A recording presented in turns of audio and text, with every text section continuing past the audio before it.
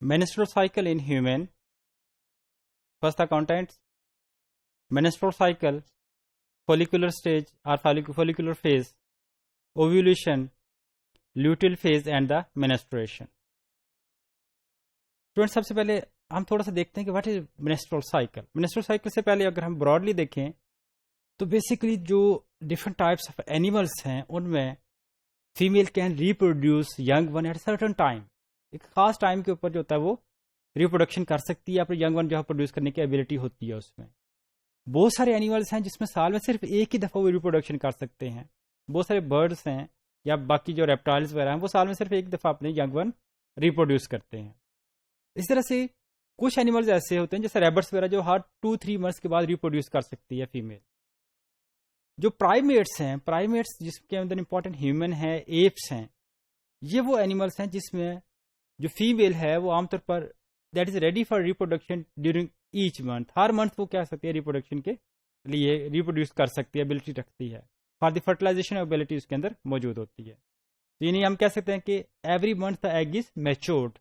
तो हर मंथ जो egg mature होता है फर्टिलाइजेशन के बाद यंग वन प्रोड्यूस हो सकता है. फीमेल के अंदर ये जो साइक्लिक है, एवरी मंथ जो है वो एग प्रोड्यूस होता है. तो उसके अंदर ओवरी के अंदर खास किस्म की चेंजेस आती हैं. ओवरी के साथ साथ जहां एम्ब्रियो ने इम्प्लांट करना था यूट्रस, उसके अंदर भी खास किस्म की चेंजेस आती हैं. तो ओवरी और यूट्रस के अंदर ये एवरी मंथ जो चेंजेस हैं उनको हम कलेक्टिवली क्या कहते हैं, मेंस्ट्रुअल साइकिल बोलते हैं. तो बेसिकली मेंस्ट्रुअल साइकिल फिर क्या हुआ, it is the cyclic changes. These are the periodic changes, क्या साइक्लिक कह लें या periodic कह लें. periodic changes in the reproductive tract, यानी that is ovary and the uterus of the female during each month. Her month जो उसके अंदर reproductive tract के अंदर changes जो हैं that is the menstrual cycle है. menstrual cycle start कब होता है फीमेल में, it starts right from puberty. puberty यानी बलूगत के साथ ये स्टार्ट होता है. it remains up to 45 to 55 years. तो 45 या 55 ईयर तक जो फीमेल है वो रिप्रोड्यूस कर सकती है. उसके अंदर एग जो है वो प्रोड्यूस होता है, मैच्योर होता है. उसके बाद उसके अंदर एग प्रोडक्शन का या एग के जो मैच्योर होने का प्रोसेस है वो स्टॉप हो जाता है. इसका मतलब है कि 45 या 55 के बाद जो फीमेल होगी that will not be able to reproduce. अब हम बात करते हैं, जब हम ये कह रहे हैं कि एवरी मंथ एक साइक्लिक या पीरियोडिक चेंजेस हैं एग प्रोडक्शन की. तो ये जो पीरियोडिक चेंजेस एग प्रोडक्शन और एग की इम्प्लांटेशन के लिए जो हैं उनको हम आमतौर पर 4 फेजेस में डिवाइड करते हैं. The first one is the follicular stage. Follicular phase या स्टेज वो है जिसके दौरान जो एग्स ओवरीज के अंदर एग्स जो हैं वो मैच्योर होना शुरू हो जाते हैं.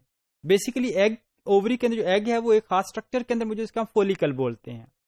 तो फोलिकल की जो मैच्योरेशन, अगर हम इससे भी थोड़ा सा देखें, जो फीमेल की ओवरी है उसके अंदर जब उसकी फीमेल की पैदाइश होती है, वो जब वो खुद उसकी डेवलपमेंट हो रही होती है मदर के यूट्रस के अंदर, तो अभी यानी कि वो फीमेल जो है वो अपनी डेवलपमेंटल स्टेजेस के ऊपर है. अभी 4 या 5 माह उसको अपनी मदर के बॉडी के अंदर डेवलपमेंट के गुजरे हैं. तो जब उसके अंदर जो ओवरीज होंगी बेबी फीमेल के अंदर, जो ओवरीज हैं उसके अंदर जो एग है या फॉलिकल्स के बनने का प्रोसेस स्टार्ट हो जाता है. और जितने उसने जिंदगी में एग प्रोड्यूस करने होते हैं वो उसी वक्त बन जाते हैं. ये कहते हैं वो इनिशियल स्टेज के ऊपर हाल्ट हो जाते हैं एग्स का. तो आमतौर पर इसका मतलब है कि फीमेल के अंदर खास नंबर ऑफ एग्स जो है वो मौजूद होता है. अच्छा, मेल के अंदर इसमें डिफरेंस है कि मेल के अंदर जो स्पर्म्स है वो कंटिन्यूसली प्रोड्यूस होते हैं for through out the life, जबकि फीमेल के अंदर एग की कंटिन्यूस प्रोडक्शन नहीं है बल्कि वो लाइफ के खास हिस्से में प्रोड्यूस हो रहे हैं. फीमेल जब वो 4 या 5 माह कि अभी उसकी डेवलपमेंट स्टार्ट हुई है मदर के पेट के अंदर, तो उसके अंदर फॉलिकल्स बन जाते हैं, एग बन जाते हैं. लेकिन वो एग की फर्दर डेवलपमेंट नहीं होती unless she reach the puberty. जब वो यंग उसकी बर्थ हो जाएगी, बर्थ के बाद जब वो अपनी जिंदगी की प्यूबर्टी की एज तक पहुंचेगी, तो यानी बलूगो तक जब पहुंचेगी, तो फिर क्या होगा, फिर उसके जो पिट्यूटरी ग्लैंड है वहां से फॉलिकल स्टिमुलेटिंग हार्मोन रिलीज होगा. वो ओवरीज के अंदर वो जो इनिशियल फॉलिकल थे उनको इफेक्ट करेगा और फिर क्या उसकी डेवलपमेंट स्टार्ट कराएगा. तो ये इसका मतलब कि फॉलिकुलर स्टेज वो है जिसके ऊपर फॉलिकल्स की डेवलपमेंट स्टार्ट होती है. फॉलिकल की डेवलपमेंट में सबसे इंपॉर्टेंट रोल है फॉलिकल स्टिमुलेटिंग हार्मोन का. इसके साथ ल्यूटिनाइजिंग हार्मोन भी रिलीज होते हैं. फॉलिकल स्टिमुलेटिंग हार्मोन ایک طرف اس کے دو امپورٹنٹ رول ہے، اووری، یہ اووری کے اندر فولیکلس کی ڈیولپمنٹ سٹارٹ کرائے گا، ساتھ ہی اس کے اووریز کے اندر سے ایسٹروجن پروڈیوس ہوتا ہے۔ ایسٹروجن جو ہے وہ یوٹرس کے اندر جا کر اس کی تھکنیس کرتا ہے، یوٹرس کو پریپیئر کرتا ہے کہ جب وہ ایگ یوٹرس میں پہنچے تو اس کو کیا کیا جا سکے، امپلانٹ کیا جا سکے۔ سیکنڈ فیز آف منسٹریشن جو ہے وہ ہے اوویولیشن کا۔ اوویولیشن بیسیکلی جیسے ہی اووری کے اندر جو فولیکل ہے وہ میچور ہونا شروع ہو جائے گا، اووری سے ایسٹروجن پروڈیوس ہوگا۔ ایسٹروجن کیا کرے گا، پیٹیوٹری گلینڈ کے اندر لیوٹینائزنگ ہارمون کو بوسٹ کرے گا۔ لیوٹینائزنگ ہارمون پھر آئے گا اور آ کر جو فولیکل ہے اس کو ریلیز کروائے گا فرام اووری، یعنی اٹ از، تو لیوٹینائزنگ ہارمون کا کیا کام ہوگا، اوویولیشن کروانا۔ اوویولیشن کا مطلب کیا ہے کہ فولیکل کو اووری سے ریلیز کرانا، ایگ کو ریلیز کروانا فرام دا اووری۔ اب اووری سے جب اگر ہم دیکھیں تو جو فولیکل سے، یعنی کہ جو اووری نے اس کو ریلیز کروا سے، وہ ریلیز جب ہونے کا جو پروسیس دس ہے اوویولیشن ہے یہ۔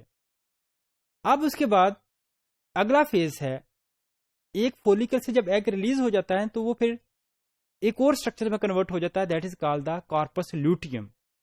کارپس لوٹیم بیسیکلی یہ جو فولیکل سے ایگ ریلیز ہونے کے بعد فولیکل کا کارپس لوٹیم میں جو کنورٹ ہونا ہوگا، that is will be called as the, اس کو ہم کیا کہیں گے، it is the luteal phase ہے۔ کارپس لوٹیم کا بہت امپورٹنٹ فنکشن ہے، it is involve in the production of progesterone hormone and the oestrogens.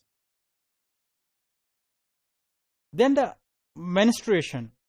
اچھا، اگر فرض کریں کہ جو ایگ ہے اس کی فرٹیلائزیشن نہیں ہوتی ہے، جب فرٹیلائزیشن نہیں ہوگی تو اس کا مطلب اس میں یوٹرس میں امپلانٹ نہیں ہونا ہے اب، and it will fall out of the body. Egg جب باڈی سے باہر فال آؤٹ کر جائے گا تو جو کارپس لوٹیم ہے وہ ڈس انٹیگریٹ کر جائے گی، یعنی تقریباً 14 ڈیز کے بعد وہ ڈس انٹیگریٹ کر جائے گی۔ کارپس لوٹیم کا ڈس انٹیگریٹ کا ہونے کا مطلب یہ ہے کہ پروجیسٹیرون اور ایسٹروجن کی پروڈکشن بند ہو جائے گی۔ اب اس کا افیکٹ ہوگا یوٹرس کے اوپر۔ یوٹرس میں جو نیا ٹیشوز بنے تھے جنہوں نے آ کر امپلانٹ کرانا تھا ایمبریو کو، now they will dish integrate, اور اس کی وجہ سے وہ بلیڈنگ جو ہے وہ اسٹارٹ ہو جائے گی۔ تو اس سے یہ منسٹریشن کا پروسیس کیا ہو جائے گا، اس میں اسٹارٹ ہو جائے گا۔ یہاں اگر اس میں ڈائیگرام میں دیکھیں، یہ بیسیکلی بتایا گیا کہ اووری کے اندر ایگ کیسے ڈیولپ ہو رہا ہے۔